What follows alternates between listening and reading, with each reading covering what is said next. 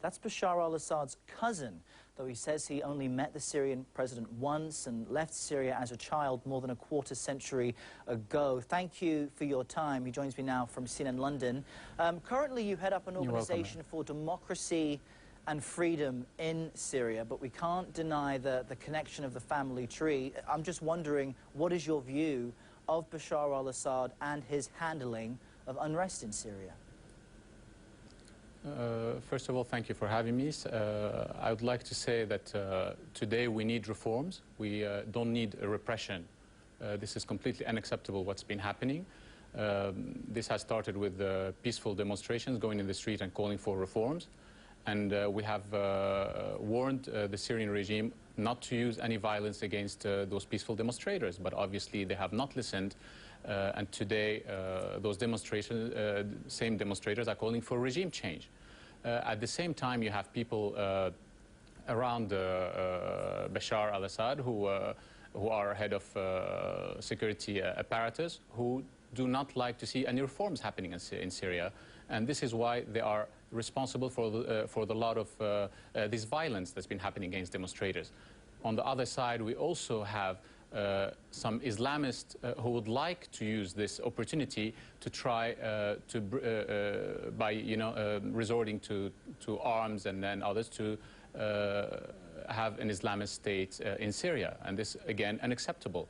These demonstrations have to continue to be peaceful. The regime has to meet those demonstrators' demands.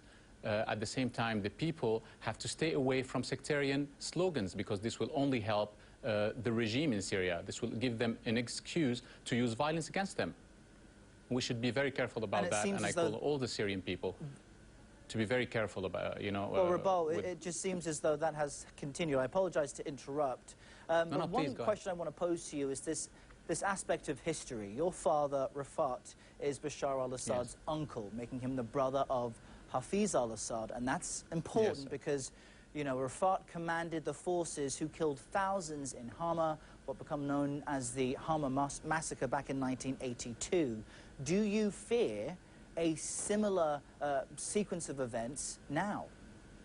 Well, again, Earl, the regime at that time wanted to use my father as a scapegoat, and a lot of people in Syria know that. Even Patrick Seal wrote in his book that they needed a scapegoat and they wanted to blame everything and anything on my father, which is completely absurd. And my father has left the regime in '84, left the government because he was against the regime's policies and how the regime was conducting their policies at the time, and nothing has changed.